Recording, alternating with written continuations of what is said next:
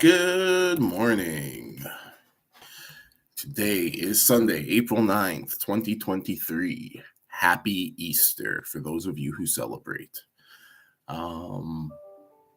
This week is a little bit special because it is, in fact, a long weekend, right? The Easter long weekend. And so I will keep things brief this week. I wanted to make sure I did a seminar today because it's possible. There's no background noise, and also just to try to maintain the cadence because the world is not waiting for us to vacation or holiday. And things have been happening in the world. Things that are, or at least should be, of great interest to certainly anybody who's an investor, but really anybody. There's some things that are happening right now that are just exciting and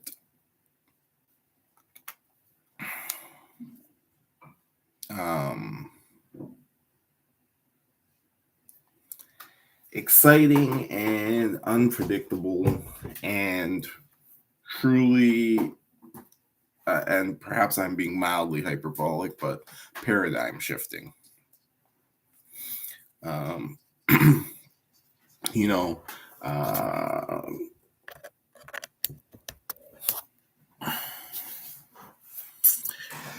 If you're anywhere near my age, pardon me, you're a little bit younger, a little bit older, then you are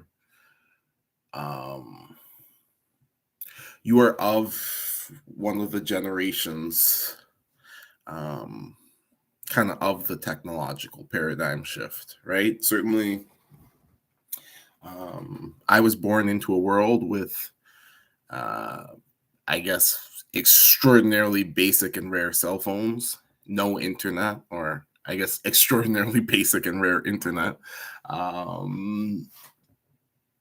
and really very limited or basic IT technologies. That is the world that I was born into. I grew up in the 90s and the 2000s, and I watched the internet revolution occur in real time, from, a modem, dial-up 11 kbps modem up to a 56K modem, and eventually to, modern DSL and fiber optic internet. And of course, the advent of cell phones, both the original, it's just a phone, cell phones, the old Nokia, Motorola, LG, when those companies were ascendant and they made the cell phones of the world. And of course, we got to watch that industry not just grow. Of course, I was very young, so I wasn't paying much attention, but not just grow, but then be revolutionized as Apple reimagined what a phone could be, building on the breakthroughs in data communications that BlackBerry, Palm, Treo, and some of these other companies had made, right? And so all of these technologies have pushed through, revolutionized the world, right? We watched Nokia, once the top cell phone maker in the world, become nothing because there was,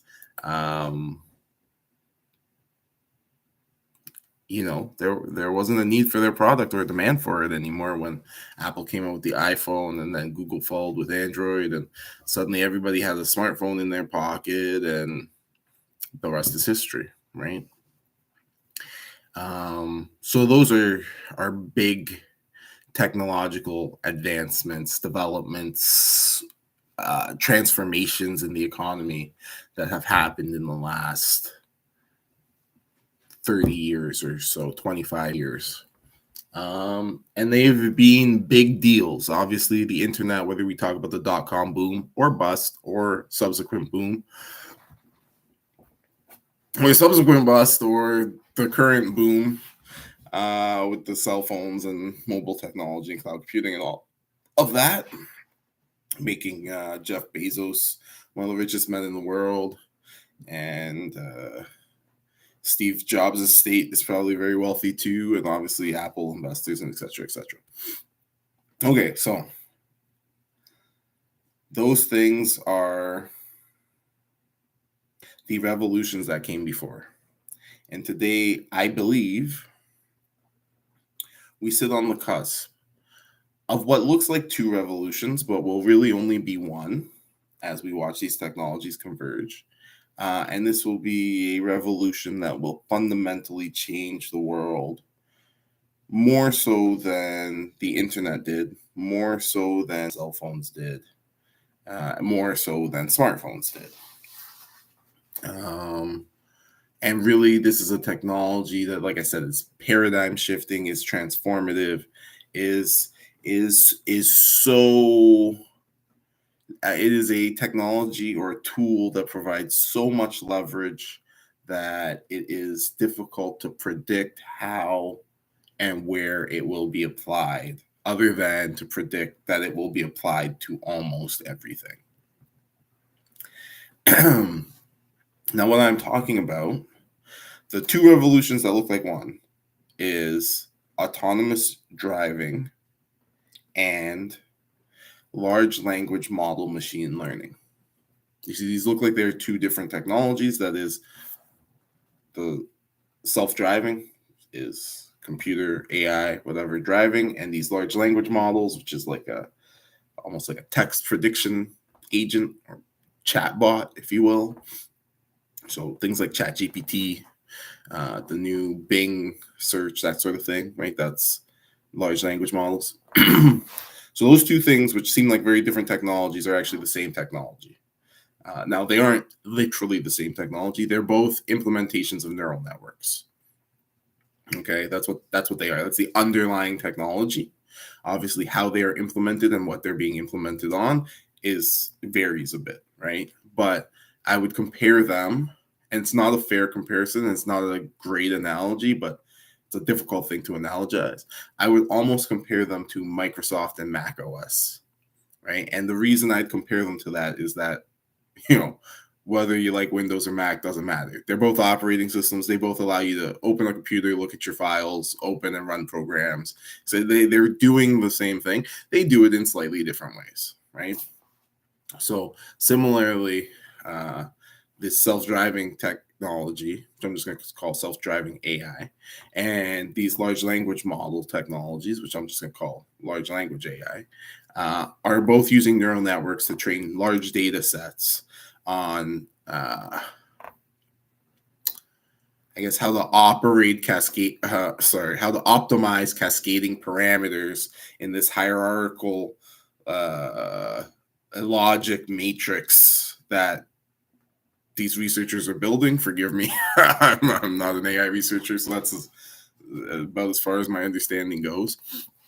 But these two models they're essentially kind of the same thing. They're like, you're building a database of the optimizations of data flow through these parameterized neural network simulations.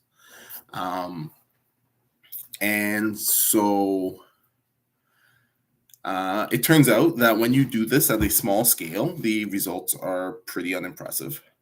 That would be, for example, GPT-1, if you're familiar with it, which came out, I think, 2018, so a couple years ago.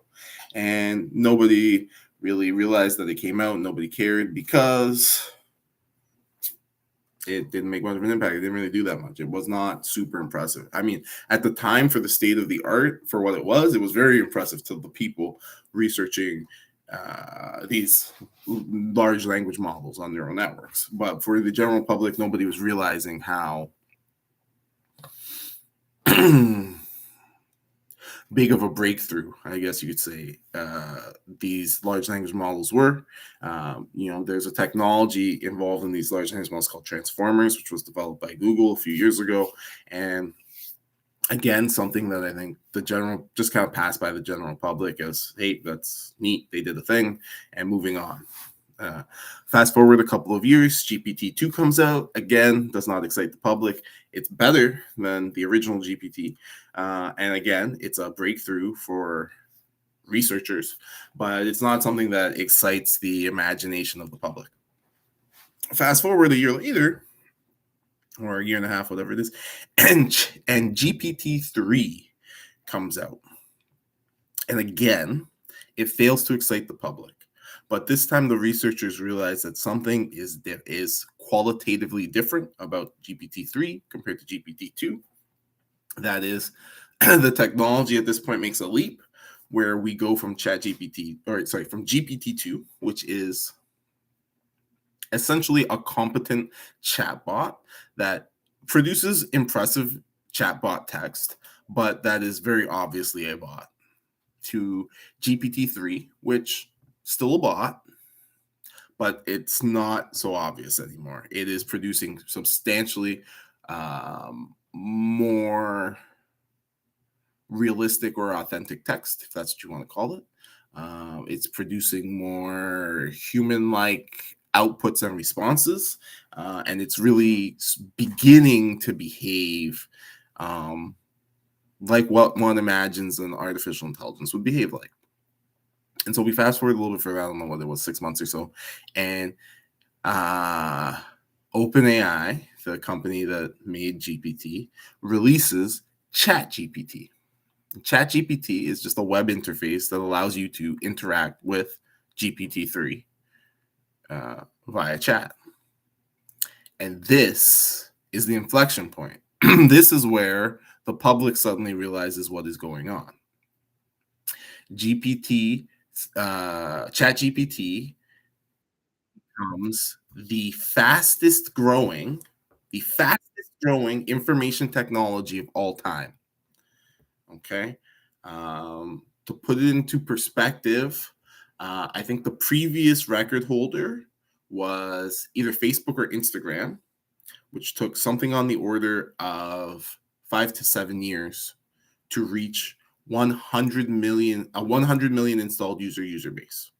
Okay, so 100 million people signed up to Facebook or Instagram. Took about 7 years. I don't know the exact number. It's pretty good. ChatGPT did it in 5 months. So that's revolutionary. It was substantially faster. The public is catching on to this thing much quicker than they did before. And at this point, OpenAI releases an update to ChatGPT 3.5. So GPT 3.5 comes out, which is an improvement over 3. It fixes a lot of like minor problems and is trying to work on a big problem for these technologies, which is called alignment, which is trying to get the artificial intelligence that you made to do what you want. Anyways, so that all happens. And you fast forward about a year, which brings us to the present day. And about a month ago, OpenAI released GPT-4 and an upgraded ChatGPT that allows you to chat with GPT-4. Now, GPT 3.5 was smart, for sure. We tested it on the LSAT, the MCAT, the SAT, the various other standardized admissions tests, science, math. I don't actually know if they did a lot of mathematics tests, but certainly science, logic, reasoning, that sort of thing, history, etc., etc. So they did all of these tests. And GPT 3.5 tended to score in the bottom 10th percentile. So, it was the dumbest kid in your classroom kind of a thing. And still impressive. Because remember, we're going from computers where like you Google search and it doesn't really understand what you want to a computer that is like the dumbest kid in your class. Certainly not impressive in the sense of they're going to fix the problems of the world, but you can ask it questions and it can give you cohesive answers, right? That was GPT 3.5. GPT-4 comes along, again, released about 3 weeks ago. And it takes those same tests And now it does not score in the bottom 10th percentile. Now it scores in the top 10th percentile on all of those tests, or most of them. There are a few that it struggles with. There are certain things that the model is better at doing than others. One thing that's really funny is you would think a computer artificial intelligence would be good at math, and yet these neural networks are actually struggle with it. So that's something that's very interesting. Now, of course, you can connect the neural network to a calculator and then it can do math perfectly. But if you don't connect it to a calculator, if you just leave it on its own, they're not actually that good at math. So that's kind of an interesting quirk, but I digress.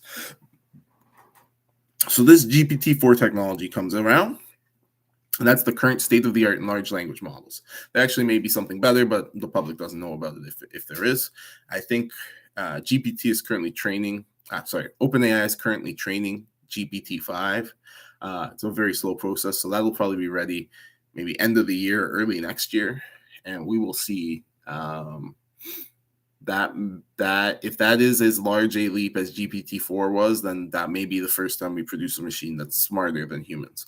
We'll have to see. And obviously, when I say smarter, I mean that in a narrowly defined way, right? There may be certain tasks that will still be better at the computer at, but in general, it'll be smarter than your average person.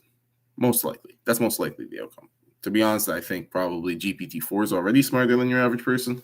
And this is a bit of a problem. So anyways, that's the one technology. I'm setting the stage for you here. And I'm sorry I'm taking a little bit of time because I know we usually talk about real estate, but I think this is very important. And I want you to understand what's happening because this is going to affect the market and we will talk about the effects. So we will get there.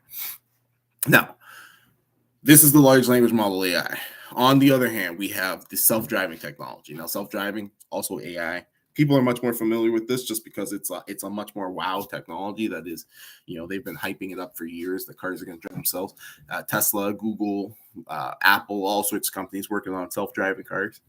And Tesla, which is by far and away the world leader in self-driving, and has the state-of-the-art model, more or less has a self-driving capability now that is fully autonomous, more or less, right?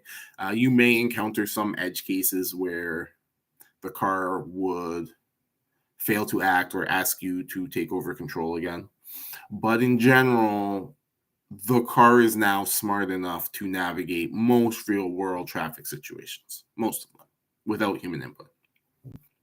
And this is very important. First, because robotic navigation is a very, very difficult task that for years and years, researchers struggled to figure out, trying to use symbolic representation and like logic modeling, and it just didn't work the way we wanted it to.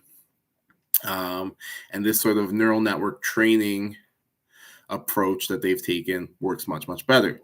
And Tesla decided early on in their engineering process that they want to rely on vision for their input to their automobile, just like a person does.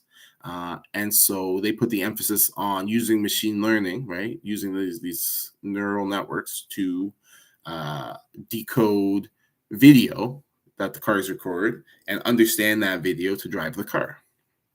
So Tesla has developed an AI that cannot speak to you, but it can navigate the real world, drive around in it, understand that there are obstacles in it, including dogs, cats, people, children, cars, bikes, etc. The various debris and detritus that you'll find on the road, deer, moose, that kind of thing, right? And it knows within reason what actions it should take in any given scenario and how to take them. So that's impressive stuff. These technologies look like they are different things, right? Kind of in the same way that Mac and Windows look like they're different things. But Mac and Windows are just operating systems. They take a slightly different approach to accomplish a very similar goal. Similarly, these two things take a very similar approach to accomplish two very different goals. And this is what's important to understand, is that the underlying technology is more or less the same. And so it's speculative, but chances are is that these large language models will evolve into sort of like a control module for a bunch of other artificial intelligence modules, and together they will be as smart as and or as capable as and or more capable than your average person. Now, I am not talking about some hypothetical future. I am saying that all of the parts to do this already exist in the real world today. The timeline for clever engineers to put these technologies together in such a way as to make them useful and economically viable is probably very short. In fact, there are probably enthusiasts who are already doing this, and it's probably already happened in research and development labs. Now, if we combine these two technologies, we will have something approximating what people refer to as artificial general intelligence. That is an AI that can solve general problems at a human or superhuman level. And if you have a computer that understands pathing and mobility like Tesla's does, and language and reasoning like GPT does, and you put them together, you'll more or less have an AI that's like a person, and you could put it into a robot or a car or whatever, and it would be able to drive around and interact with the world and understand what it's doing. Now, there are some things, right? People who are experts will point out quickly that GPT does not have working memory yet. GPT, therefore, cannot improve itself yet. And that is true. And these are things that AGIs would tend to do, certainly in science fiction and in sort of philosophical thinking about what these tools will look like. But there are people aside from OpenAI, like outside of OpenAI, who are already working on projects to bring those capabilities to things like this GPT, these large language model AIs. And they've been having success doing so, including automating and looping GPT-4 so that it basically talks to itself to improve and can give itself feedback and learn from that feedback and grow better responses through the feedback loop. And so people are already programming that from outside of the model. And so once those ideas get implemented inside the model and there's efficiencies, it stands to reason that we will very quickly see that this AI can learn and grow and improve itself. And once that happens, then the humans are basically out of the loop, and it can improve very, very, very rapidly if it can get to that point. That would be an inflection point, something that people more or less would call the beginning of the singularity, which is a whole pseudo-religious belief set that some technologists have. Some of it is kind of science fact, some of it is kind of science fiction, some of it is in between what the singularity is. But essentially, it's the point at which the machine is able to build itself. Because once the machine can build itself, it can go a lot faster and a lot further than people can, because we're fairly limited. The machine obviously can work 24 hours a day. It's super smart and blah, blah, blah, blah, blah, blah, blah. Okay, so that's a lot. But what I'm saying to you is essentially artificial intelligence is coming, but it's also already here. And it is possible right now for you to get a head start on everybody else, because most of us, that is, there are almost 8 billion people on this planet. ChatGPT has 100 million users. Excuse me. So most of us have not realized what's happening yet. Right? 100 million out of 8 billion is only a little bit over 1%. Right? So most of us have not, in the world, have not yet realized what is happening. And people are going to keep catching on, and quickly. But most of us, especially because most of us don't understand technology and computers and machines and that world, most of us don't realize what's happening. You know, think about in the economy, a lot of money, a lot of power is concentrated in the hands of people who are 60 plus. It makes perfect sense. They're older, they've worked hard all their lives, they've managed to save up some money, invest, etc., etc. So they're the ones with the financial power. And most of them don't understand it all. I mean, if you tell them there's a computer that can do their job, they'll look at you funny. They might tell you that sounds scary, like the Terminator or something, and they might laugh at you. But they're not going to understand that there's a computer that can do their job. And so that computer is coming, and that's going to fundamentally change the world, which means it's going to change the world of investing. First of all, there are certain types of businesses, the low-hanging fruit, you might say, that are doomed. These AI systems can not just generate language and text, they can generate visual art as well, movies, pictures, etc., etc. They have models now where you can tell it, give it a prompt by text, and it will generate an image for you. They have other systems that will generate pornography for you based on the prompt. That'll generate music for you based on the prompt. That'll generate. There's one that generates protein folding patterns for drug researchers. So it can generate all sorts of different ideas and creative visual things. One of the first jobs that will go is visual artist. If you want to commission a piece of art and you're going to, write up a plan or whatever for the artist and say, hey, this is what I want, you could just give that to the AI and it is going to give you the output that you want. So those jobs are going to go. It's going to lead to a lot of unemployment. Those people are going to obviously have to move sectors. And there's other jobs that are going to go too, right? Data entry, which is probably mostly already gone. People administrators in a lot of cases are not going to be needed. People like secretaries, assistants, their jobs are going to go. And then you get more advanced jobs. We'll just start with the basics. Like those types of jobs are going to go. Accountants, what are you going to need an accountant for? And when you have a robot that does math perfectly, shows you its work and can think through problems and understand the tax code. Tax preparers. Eventually even people like realtors, but I'm just talking about the people who will initially be affected, right? These people are all going to lose their jobs. And that is going to come coupled with this rising of autonomous driving. Autonomous driving is going to make it so that locations are closer together, right? Now, obviously, autonomous driving does not change the distance between places, but what it will do is it makes it so that you don't lose time traveling in between places, right? That is, your time is not occupied by you driving when you're in the car going from places. And so now, I'll use a commute example from the GTA, right? If you were going to commute from Oakville to Barrie for your job, most sane people would never do that because you have to commute through one of the world's busiest highways, during rush hour or whatever, and it's going to be an unfun experience. It's going to be a very long drive.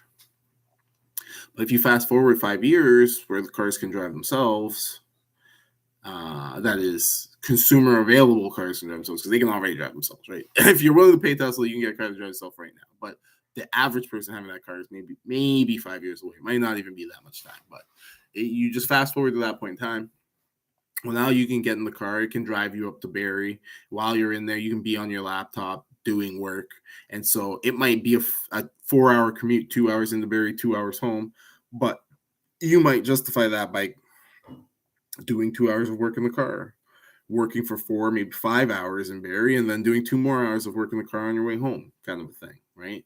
And the car is driving you. You don't have to pay any attention to it. It's just doing its thing, right?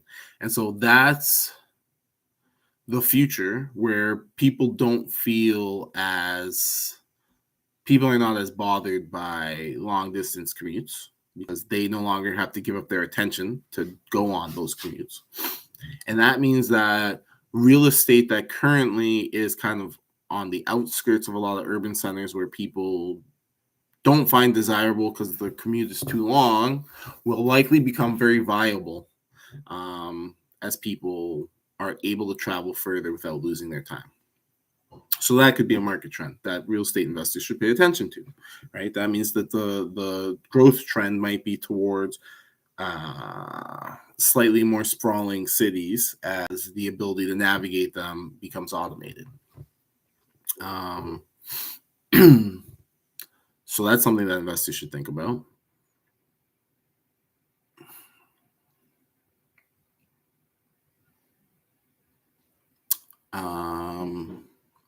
You know, before I continue, I'd like to do a demonstration of ChatGPT. So I'm going to share my screen now.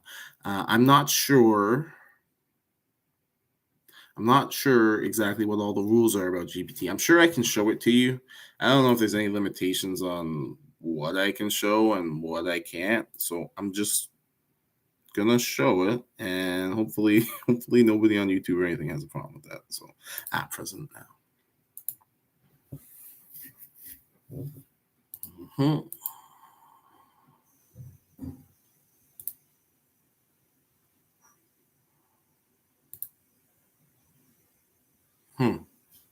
It's annoying. I don't have a way to share it on YouTube, but okay.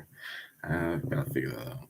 So here now I'm presenting. You can see my screen. So I'm just gonna go over here to ChatGPT. You can see I've already got a chat underway. So this is the what do you want to call it? The pro version of ChatGPT. So this has access to GPT-4. You have to pay for that access. You can get GPT 3.5 access free of cost, but GPT-4 you got to pay a little bit for. So here it is. Because I bought it because I wanted to see what it can do and what's happening in the world. And I'm just going to show you. This is a question that I asked it, and I'm going to read you the answer. And then you tell me if I wrote that answer or if it was ChatGPT who wrote the answer. So my question is very simple. In the future, when AI technology has matured, what are the leading theories on how the still scarce resources like real estate should be distributed? What can a capitalist/investor today do to prepare for the coming AI technology revolution? Answer. In the future, as AI technology matures, there are several theories on how scarce resources like real estate could be distributed. 1. Land value taxation. One theory suggests implementing a land value tax, which would tax property owners based on the unimproved value of the land. This could encourage more efficient use of the land, encourage speculative land holding, making real estate more accessible. Doesn't seem like a good plan because I don't know how you pay a tax when you have no income, but okay. 2. Smart zoning and urban planning. AI could help optimize zoning regulations and urban planning to maximize the efficient use of available land. This could lead to more affordable housing and better resource allocation, addressing scarcity issues. Probably not, but okay. 3. Decentralized ownership. Some experts propose using blockchain technology to create decentralized systems for property ownership and management. This could facilitate more equitable distribution of real estate and provide a transparent way to track and exchange property rights. Yeah, I more or less agree with that. 4. Public-private partnerships. Governments and private investors may collaborate to create affordable housing projects, leveraging AI for efficient construction, management, and maintenance. These initiatives can help ensure that the benefits of AI-driven real estate development are shared more equitably. As a capitalist/investor preparing for the coming AI revolution, you can consider the following steps. 1. Diversify your investments. As AI transforms various industries, diversify your investment portfolio to include AI-driven sectors such as tech companies, AI-powered real estate platforms, and related infrastructure. 2. Embrace technology. Invest in or partner with startups and businesses using AI technology to improve real estate operations, from property search and valuation to construction and property management. 3. Stay informed. Keep up to date with the latest developments in AI, its impact on real estate and other sectors, and relevant regulatory changes. 4. Develop new skills. Improve your understanding of AI, data analysis, and related technologies, as these skills will become increasingly valuable in the real estate market. 5. Sustainable investments. As AI and automation become more prevalent, focus on investing in sustainable and environmentally friendly real estate projects, which are likely to gain importance and value over time. Excuse me. Please note, I didn't write any of that. That was all written by a computer. Yeah, thank you, Google. That was all written by a computer, by this ChatGPT. It's a fantastic answer, I would say. I don't agree with all of it. Obviously, this computer has, for lack of a better word, read a lot of the contents of the internet, including plenty of socialist and statist crap that doesn't work, but people perpetuate. And so it's presenting some of those ideas as if they may work. They probably won't, but that's okay. It's also presented some ideas that might work, and that's okay too. So it'll have to figure that out. It's not always right. It's just smart. Those aren't the same thing. So, but that's a technological revolution that's coming. And you know what? I'll show you one more thing, just because I can. I have it here. This chat is titled "Diaper Costs Compared." It was my nephew's birthday the other day, so we were celebrating his birthday. Had a little birthday party for him yesterday, and of course he turned 1 year old. And so being 1 year old, one of the conversations was about the diapers, and he's my sister's child, right? My sister decided that they were going to use reusable cloth diapers with the child, which is what they've done. And so they've been using them for a year. And so a conversation came up about, are they any cheaper? She's even saving money, are they dirty and nasty and gross and blah, blah, blah, blah, blah. And so after dinner, I came home, and my wife and I were talking about it, and she was saying, I don't even think you saved that much money. And so she got out her pencil and her paper, and she started going through the math. She wanted to figure out just approximately, is it cheaper or more expensive to have these diapers? And so she starts doing this, and she's sitting there, I think it's this, and I've got this, and she's putting in her numbers. And I started laughing at her, and I said, you're going to have to learn, if you have questions like this, you should probably ask GPT, because it's smarter than you are. So just ask. And again, smarter than yours is maybe not technically, but certainly for this question, it is smarter than she is, right? Than I am, right? And so she said, okay, let's have a race. You go get your computer, turn it on, and go ask GPT, and I'll keep working on my program. So on my problem. So she did. She sat there with her pencil and paper and her cell phone to Google stuff, and she was working on it. And I went and I grabbed my laptop and I started it up and waited for it to boot, logged into Windows, opened up the thing, logged into ChatGPT, and I typed out the question that you can see on the screen right now. It says, "Hi GPT-4, can you help me figure out the problem? I'm considering buying cloth diapers versus traditional disposable diapers. I want to figure out how much, if any, cost I will save by doing so. Can you tell me the average number of diapers used per day by a child in year one? Then compare the cost of cloth diapers with inserts and accessories, as well as detergent and laundry costs, to the cost of buying the leading brand of disposable diapers. Please show your work step by step so I can see all the math." Yeah. So it responds, "Of course I can. Let's go step by step and break down the costs." So first, the average diapers used per day by a child in year one. A newborn typically uses 10 to 12 diapers a day, and that number gradually decreases as they grow. By the end of the year, it's more like 6 to 8 diapers. So for simplicity, GPT is going to assume 8 diapers per day throughout the first year. And that does the math. 8 diapers per day, 365 days, 20 diapers per year. Then it gives us the cost of disposable diapers. So the leading brand of disposable diapers is Pampers Swaddlers. I don't know where it's getting that from. You could ask it to cite its sources. I just didn't. So Pampers Swaddlers, probably based on Wikipedia or Google or something. And those cost about 24 cents per diaper on average. Right, so all the diapers times the amount they cost, so about $700 a year. Then it goes into cloth diapers and inserts. So if you could choose like a mid-range cloth diaper, I don't know anything about these things, but apparently Bum Genius is one of them. They cost about $20 a piece, and you need enough of them so you can keep washing them. So they say you'll need around 24 cloth diapers, so you can, I guess, wash 12 at a time and always have a day's worth of diapers.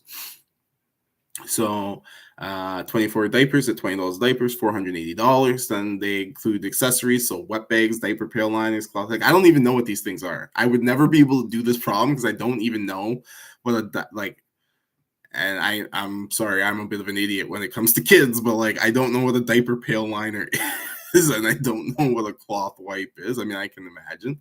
And wet bag sounds like I know what it is, but I'm not sure. So really, I'd never get this part of this question correct. But anyway, so it figures out what all those accessories are. And it says that's about $100 for those accessories for the year. And then it goes to laundry costs, right? And it calculates, hey, you're going to do the laundry every other day, right? The laundry is going to cost you about 20 cents per pod or per cup for the laundry detergent. So that's $36 a year. And it's going to figure out water and electricity. It's going to estimate 50 cents per load. Again, you could ask it to cite all this information where it's getting it from. I just didn't because I don't care about it being super accurate in this instance. So it calculates that $91 for the water and electricity costs. And so it tells us it's going to cost about $127 a year to wash these diapers.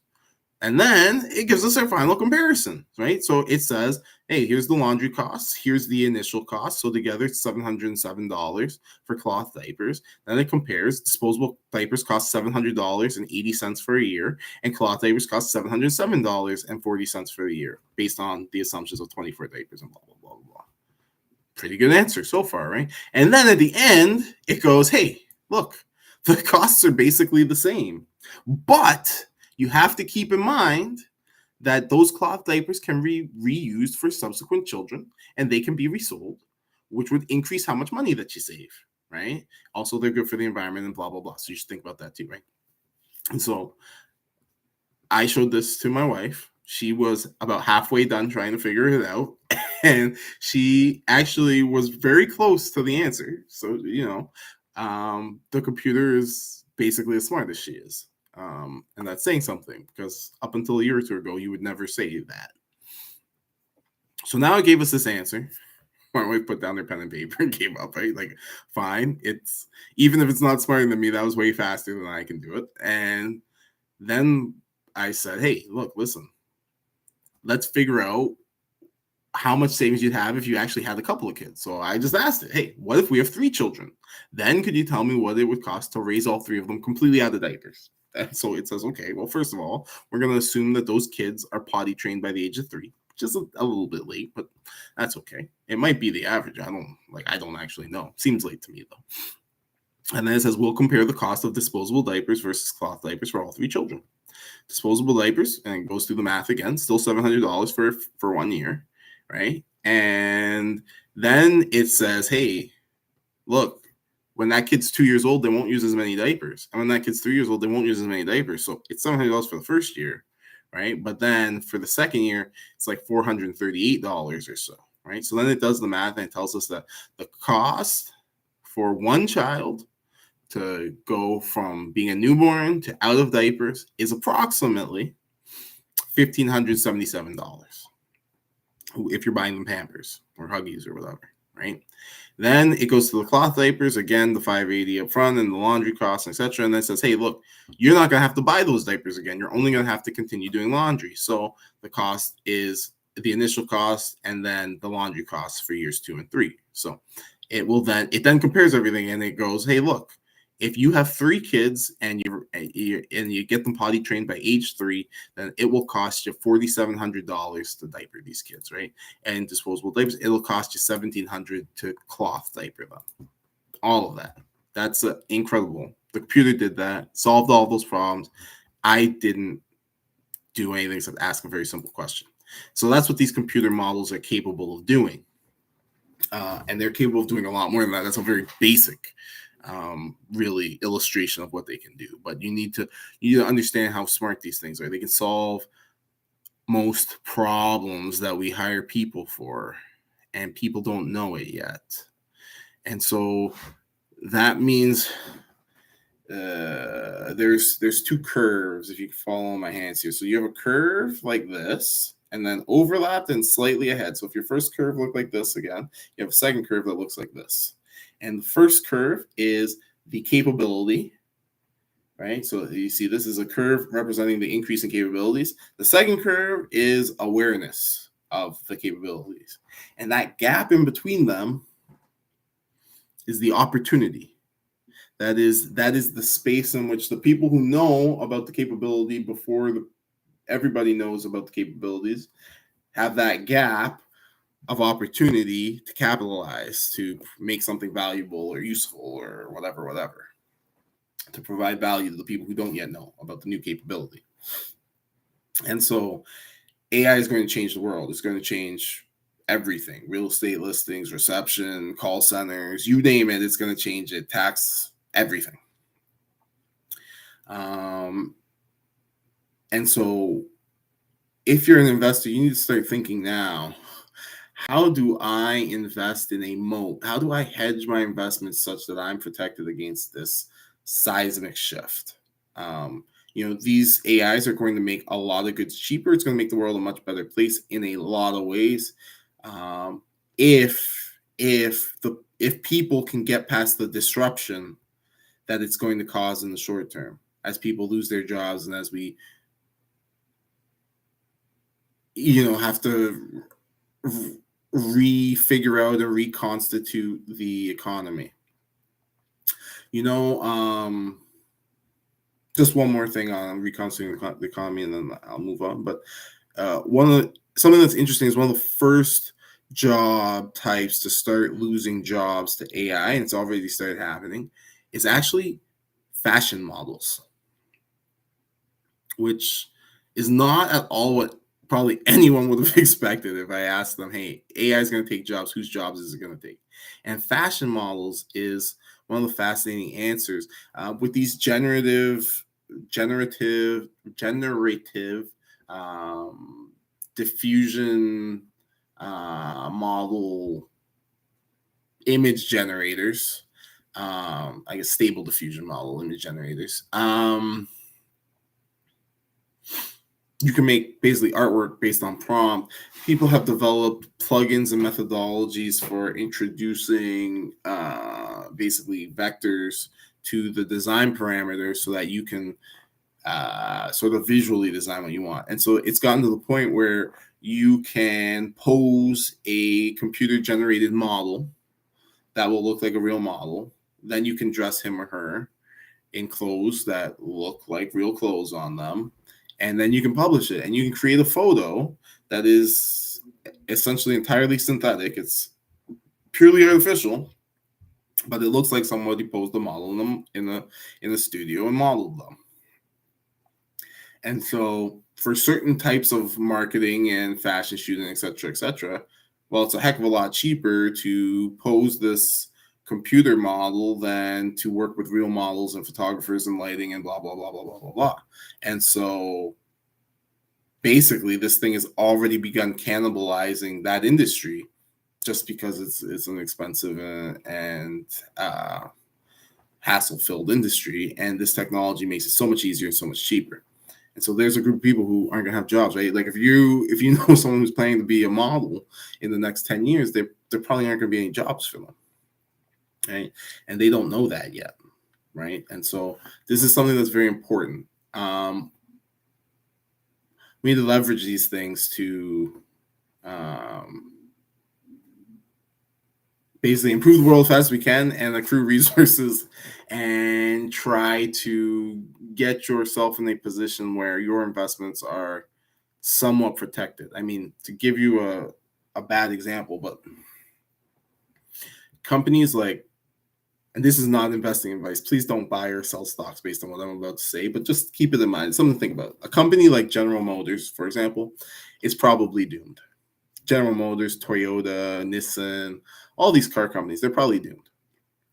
They're filled with mechanical engineers and automotive engineers and that sort of thing who they don't know diddly squat about the world that's coming. They don't understand the computer technology. They don't understand the artificial intelligence technology. They don't understand the autonomous systems technology. And they don't understand the electric systems, which maybe aren't necessary. Certainly a computer could drive a gas car, but it looks like electric is the way of the future. And it looks like electric is primarily what the market demands.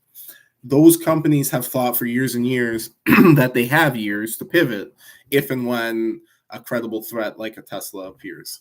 And for years, Tesla was there and they kind of ignored them because they thought they were goofy. And I don't know when it changed, maybe 5 years ago, they started taking Tesla seriously. They realized Tesla was making a product that they couldn't really compete with.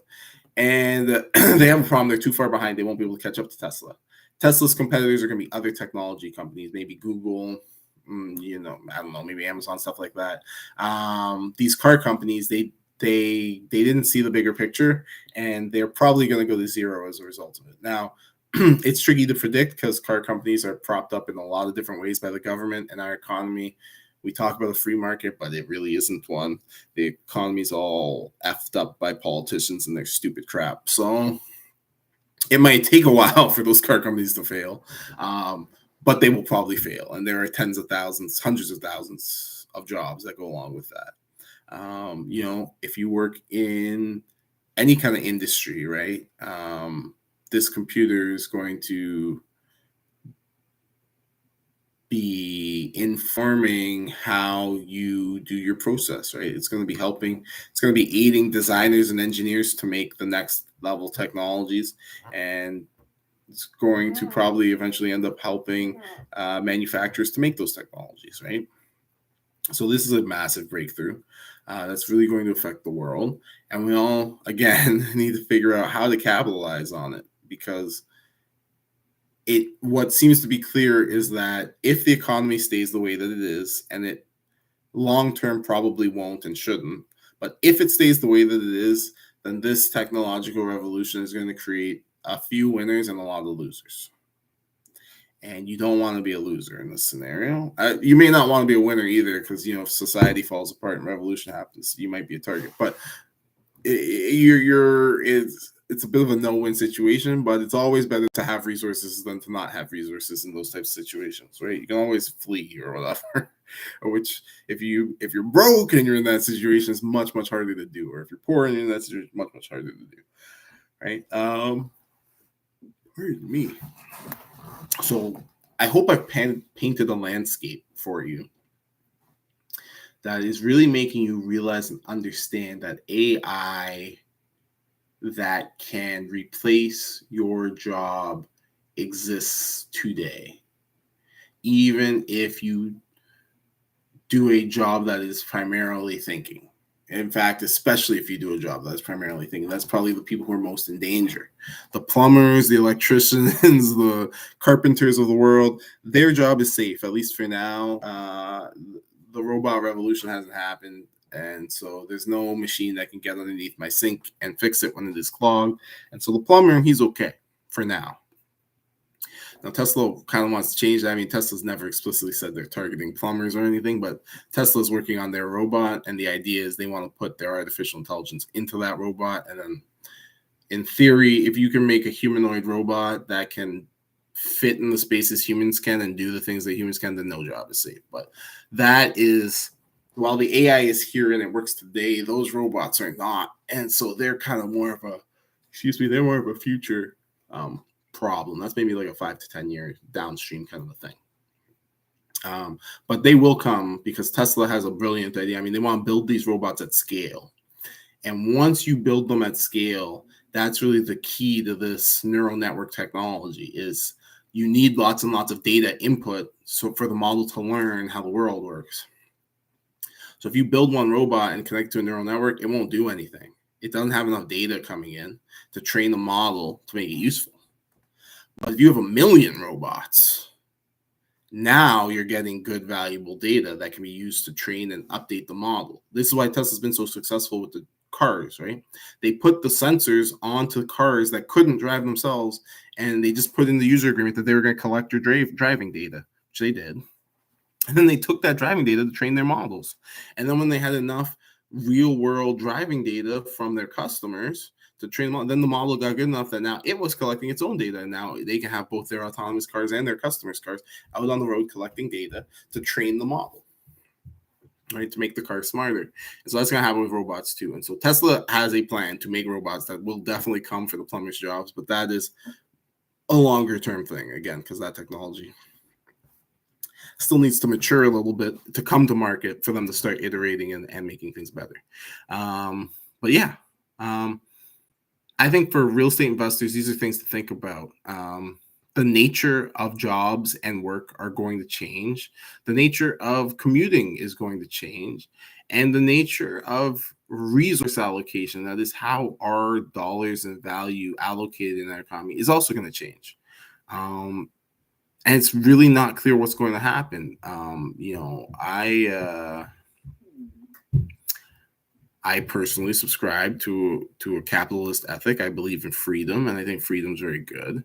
And that's how I think the economy should be run, if the only agents in the economy are people. It's the fairest possible playing field, and it allows the best allocation of resources. I don't know if that's still true if you have an artificial intelligence, because once you have that, then completing tasks is no longer simply a function of working hard and being smart and effective.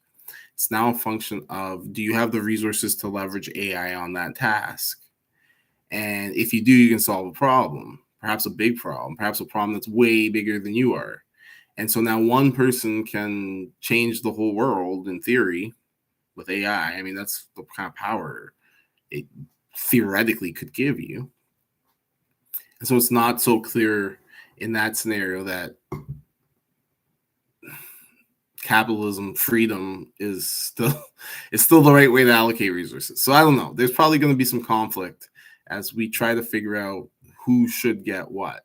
And it's an idea that people, including some of the inventors of these technologies, are aware of and they're thinking about. And it's not going to be an easy problem to solve, whatever the solution is. But it is something to consider for your average investor, right? Because where can I put my money where it will perform and help people who need help in the near term while the AI revolution is happening? And so one thing I would say is probably, and it's kind of funny because it's so basic, I didn't need to talk about AI, but probably one of the things to really think about is rental units. Now, long term, those rental units might be taken by the government, and communism might reign, and blah blah blah blah. That might happen. It's certainly, communism is a terrible idea if you have humans running it, but maybe with a super intelligent AI, maybe it's a good idea. It's hard to say. We don't know. Probably not, but it's certainly probably a better. The AI is going to be better at planning and understanding, and less prone to corruption than people are, and so maybe it could work that way. But in the time in between now and whenever our society has to wrestle with those problems, there's going to be a lot of disruption. A lot of people are going to be, like I said, losing their jobs. The economy is going to be changing. People are going to be retraining and trying to find new jobs. And I think in that time of upheaval, flexibility is going to become a very powerful strategy, I guess, in the economy. Being flexible, both in your physical location and what you can do, is going to be valuable as you play musical chairs, jumping from one job that's being destroyed by AI to another. And so I think that means that a lot of people will place a premium on renting rather than owning as a means of having that flexibility. Right? If you own something, then you're much less flexible in general. And so I think we will see things trend towards people wanting to rent. I also think if you introduce something like a universal basic income, which I think is probably the direction that we will go in, then I think one of the many pitfalls of a UBI is that your average person will consume it rather than save or invest it, which is certainly the goal of a UBI anyways. But that probably means they'll consume it on renting from you and buying goods. And so if you're invested in producing those goods or providing the homes, that will probably still be okay. So I highly recommend probably purpose-built rental investment property as a good hedge against the coming AI. Of course, it's a little tricky, right? Because AI is going to affect markets too, right? Like what is...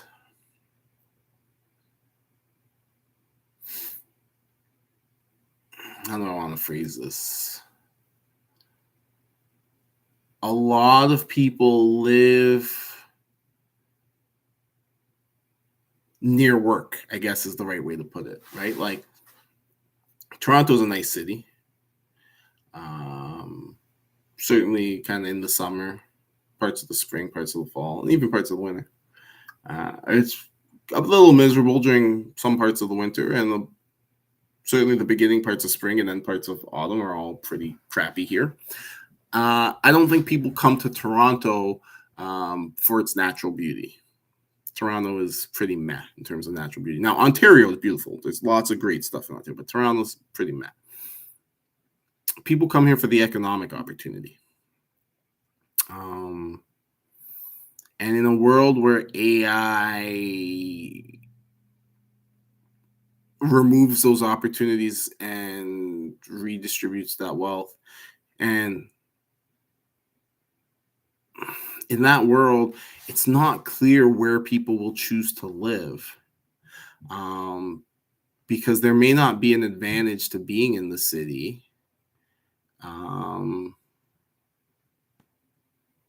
If there's no job to be close to.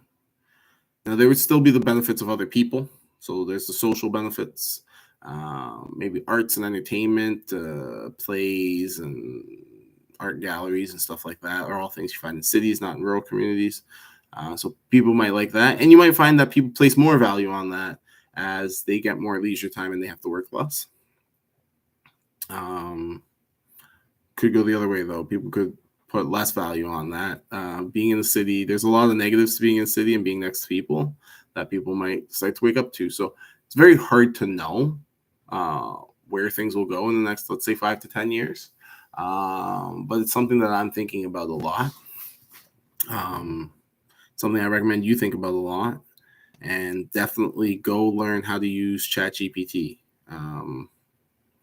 One job that will be around at least for a while is probably called an AI prompt engineer or an LLM prompt engineer. Those are people who are learning how to chat or give inputs to these AIs such that they do what you want.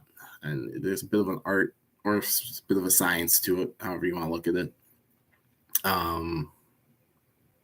So that's something that you could do right now. You start learning, and probably with not too much work, if you could develop some sort of online portfolio that showed you know what you're doing, you probably find a job that'll pay you hundreds of thousands of dollars for that skill. And probably will for the foreseeable future. But that will, even that opportunity will likely expire. They already have things like Auto GPT, Baby AGI, where the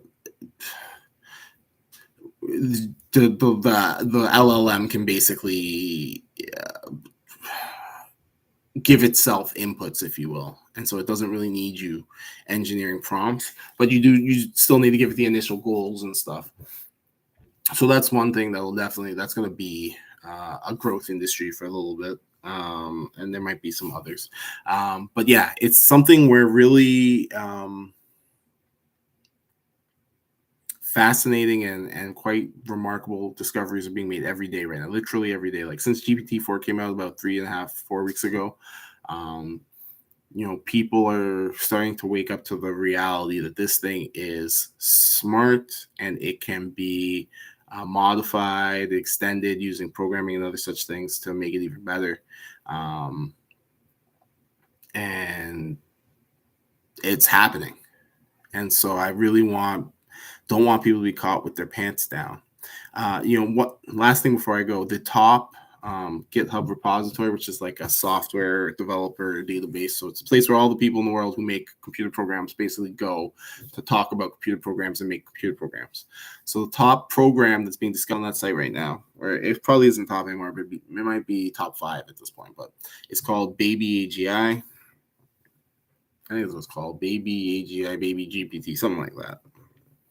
And what it is it is a Python script plugin for ChatGPT, that connects it to a database for memory and an instruction set, kind of like a Kanban board for developing, prioritizing, and evaluating goals. And it does this in a loop, such that you can give it a goal, which it will then use to develop sub goals to accomplish the larger goal. It will then prioritize those goals, and then it will save those goals to memory in priority. Then it will start working on the goals, and then we'll check back in on how it did working on the goals, and it'll go through this loop until it completes the goals. That sounds pretty amazing. The remarkable thing about it is not that it is amazing, though it is. The remarkable thing about it is that it was developed by a gentleman who has no computer coding experience. What he did was he started chatting with GPT-4 And he explained his ideas to it and then asked it for help in how to implement them in code. And the AI was able to write the code for him and create the program. Of course, this is a program that works on said AI, but the AI did not, it maybe wasn't quite aware of that yet, but that's what it did. And so now the top piece of software on the world's leading software development platform was actually written entirely by an artificial intelligence at the prompting of a man who does not understand how to program a computer. All right, you need to take that in. And that's one of the jobs that's in real danger is computer programmers, because this thing can write computer programs. And so whether you need a computer programmer for when you can just tell it what program you want and it can write it for you. And that's a little overly simplistic, right? It's not like you're gonna tell it to, hey, make Call of Duty and it'll do it. It's not anywhere near there yet, but it's impressive what it can do. I had it write me a script for scraping MLS listings off of Realtor.ca, and I didn't use it. It's against the terms and policies of Realtor.ca, so they would not be happy with me if I used that script to scrape their website. But ChatGPT did it 10 seconds. I don't know anything about scripting. I mean, I shouldn't say that. I have a super basic, very fundamental level understanding of scripting and how computers work. But I don't know any programming languages. I don't know how to program. I just know the very, very, very, very basics. And I was able to get it to do that no problem. So this technology is potent and it is here. It's not coming. It's here.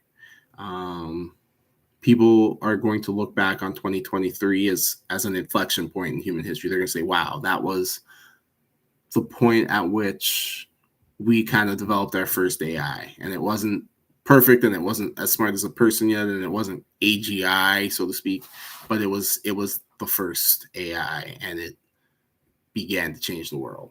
Right? Much in the same way that we look back on 1985 or whatever at the first Motorola cell phone, which was the size of a briefcase. And, it both was not remarkable, but also was the beginning of the end of a lot of things and the beginning of a lot of things, right? Think about what that briefcase sized cell phone meant for all the newspaper companies of America, the Yellow Pages, all these really well-established institutions. And now we're at the same point in history where, again, a bunch of institutions that maybe a lot of us who grew up with these institutions think are timeless or beyond failure are going to very quickly begin failing.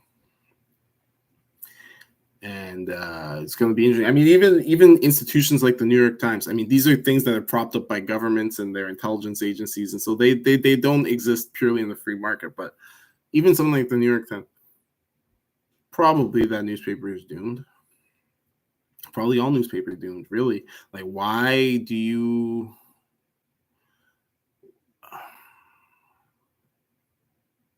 Who's going to write the newspaper is essentially the question. And the answer is at some point, probably they're going to start to replace or at least augment their reporters with tools like GPT-4, GPT-5 when it comes out, stuff like that. If GPT-5 is writing the article on the New York Times, why doesn't GPT-5 just write the article directly for you in a personalized way? Why go to the New York Times at all? Right? And so that becomes a problem. It's all of these legacy things are designed for a world where a human has to do the thinking and the information gathering. And that's about to not be the world we live in. And it's going to be strange. And anyways, if you can think of anything in your life, and we all have things in our lives, so really this should not be very challenging, but if you can think of anything in your life that could be made better by the introduction of AI, then I'm telling you right now that you do not need a fancy computer science degree. You do not need to go to university for 12 years. You do not need to become a computer programmer. Today, the tools exist in the form of ChatGPT and others that are coming to make these things yourself right now, just like the man who made the baby AGI thing did. and that you can implement your ideas into reality right now. And if there is something you think would benefit, you should start exploring whether or not you can do that thing, because it is very not clear what is going to happen to the economy, other than it is going to be severely disrupted by this stuff. And we should all aim to be as prepared as we can for the coming storm, for lack of a better word. So thank you for your time. I actually said I'd be brief at the start of this, and here we are, an hour, 10 minutes later, and I was not brief. But I think I'm probably failing to communicate exactly how important I think it is that we all take AI seriously. Both as a fun and exciting new technology that will allow us to do amazing things that were never possible before, but also the implications that this technology is going to have on the world and how much it's going to be able to change things, I think should not be overstated. It's going to make the internet look like a bit of a joke by comparison. And hopefully, I mean, the most optimistic vision is that it will free up people's time from working so that people have to work a lot less. They get a lot more, and they're freed from the machines. You know, right now we spend so much of our time looking down, hunched over our cell phones, staring at the computer screen for work, etc., etc. We spend so much of our lives in this sort of zombie mode with these computers. And the beautiful vision is hopefully a world where you have these AIs with natural language, right? GPT-4 is multimodal. It can understand language. It can also understand pictures. And you can also add add-ons to it so it can understand spoken words, and it can speak back to you. So, you know, give it another generation or two, maybe three, so that we're talking literally 2 or 3 years, and you're going to be able to run an AI on your computer that can talk to you in real time, answer you in real time, and it'll be like talking to a person. And the hope is that will make computers much less computery and make life much more human-y again. But we will have to see. But certainly, as a real estate investor, these are things you should be thinking about, right? One of the things is, like, the retail sector has been hit hard by technology. Commercial real estate has suffered, and I think commercial real estate investors, a lot of them are going to get burned pretty hard. Not really because of AI, because of COVID, right? And then the technologies like remote work and stuff made it possible for, you know, companies to not need their employees in the offices. And, you know, a lot of the data shows that those employees are less productive and businesses aren't happy with the arrangement. But regardless, the employees are, and so it's led to a problem where there's a lot of unwanted commercial real estate that's just sitting empty.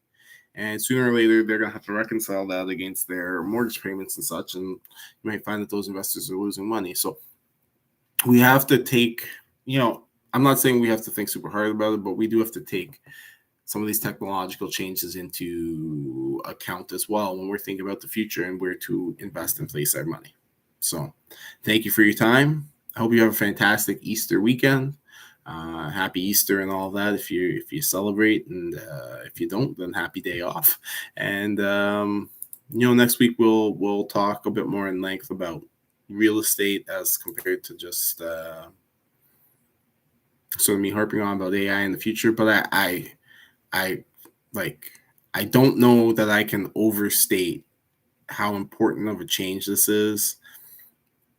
As somebody I've always been very tech savvy, very computer oriented, very technology oriented. And I've always been a pretty keen observer of the technology space. You know, call me a nerd if you want, whatever, but absolutely that's always been me. And I've never seen anything like this. This is a breakthrough. This is really a breakthrough in an order of magnitude difference to the things that have come before. So we should all be preparing for that, for good and for bad. All right. Again, thank you for your time. Have a wonderful weekend, and we'll talk to you next week.